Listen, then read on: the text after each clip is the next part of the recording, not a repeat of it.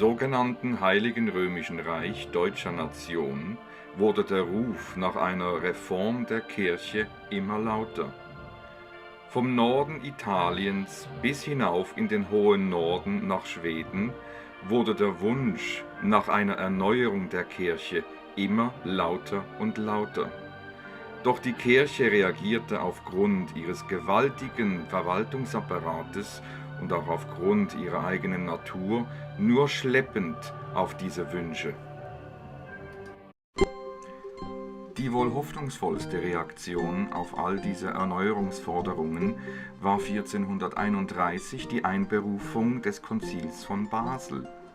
Ein Konzil ist eine außerordentliche Versammlung von Bischöfen mit all ihren Gelehrten und Vertretern des Kirchenrechtes zur Besprechung von Fragen bezüglich der Einheit der Kirche, theologischen Motiven und Fragen des Glaubens.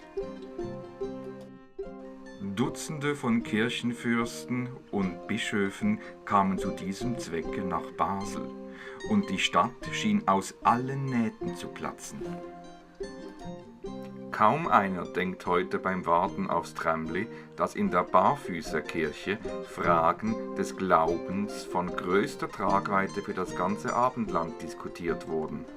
Ebenso wird wohl niemand mehr daran denken, dass im Haus zur Mücke Fragen zur Einheit der Kirche disputiert wurden. Das Haus zur Mücke gehört heute zu den Schulräumlichkeiten des Gymnasiums auf dem Münsterplatz. Zu Beginn hatte das Konzil von Basel hohe und ambitionierte Ziele. Doch je wohler sich die Bischöfe in der Stadt fühlten, desto zweitrangiger wurden die theologischen Fragen. So musste die Stadt Basel zum Beispiel auf der Liss neue Immobilien ankaufen, damit genug Platz für das Rotlichtmilieu entstand. Der Sittenverfall innerhalb des Klerus während des Konzils sprach Bände. Kein Wunder also, dass das Konzil über 17 Jahre dauerte und keine wirklichen Konsequenzen für den Alltag eines normalen Christen hatte. Das schürte natürlich die Unzufriedenheit immens, und das Feuer nach Forderungen zur Erneuerung der Kirche griff immer weiter um sich.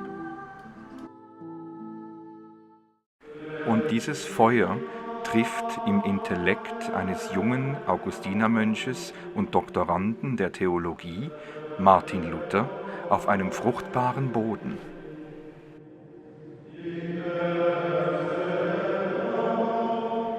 Er erkennt die Widersprüche im Handeln der Kirche zu der Heilsbotschaft des Evangeliums von Jesus und prangert die Kirche und besonders Rom nun öffentlich an. Damit das einfache Volk auch versteht, wie befreiend die Botschaft von Jesus ist, hat Martin Luther erstmalig die Bibel ins Deutsche übersetzt. Zuvor war alles auf Latein, und das wurde vom einfachen Volk natürlich nicht verstanden. Die Entdeckung, dass die Barmherzigkeit Gottes nicht an die Kirche oder an Geld gebunden ist, war revolutionär. Und genauso revolutionär war die Wirkung auf das Volk. Es kam zu Aufständen, ja sogar zu Kriegen. Fortan war die Christenheit geteilt in Katholiken, also jene, die die Reformation ablehnten, und in Reformierte, die Anhänger von Martin Luther und der neuen Botschaft. Die Katholiken ihrerseits verurteilten Luther als Gotteslästerer und Teufelsanbeter. Die Protestanten ihrerseits karikierten den Papst in Rom als Antichristen persönlich. Kurzum, es kam zu einem Flächenbrand, der ganz Europa erfasste, und die Reformation machte auch vor der Schweiz nicht Halt. In Zürich war es Huldrych Zwingli, der die Reformation ausbreitete. Jean Calvin war in Genf maßgebend für die Reformation verantwortlich.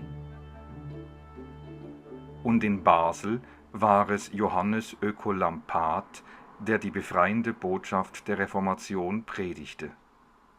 Doch große Teile der Schweizer Bevölkerung besonders der ländlichen Innerschweizer Kantone, lehnten die Reformation ab und hielten dem Papst in Rom und dem Katholizismus die Treue.